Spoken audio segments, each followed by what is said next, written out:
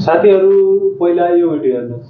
अब कुनै पनि ठाउँ दुर्गम रहँदैन भनेर हरेक ठाउँलाई सुगम बनाउन बाटा घाटा हुलाकी राजमार्ग पूर्वदेखि पश्चिमसम्म एउटा बाटो 24 सालमा दुनियाँभरिका देशहरूसँग सहयोग मागेर एउटा बाटो बनेको थियो। जम्मा जम्मी पूर्व पश्चिम राजमार्ग, त्यसबाहेक केही थिएन।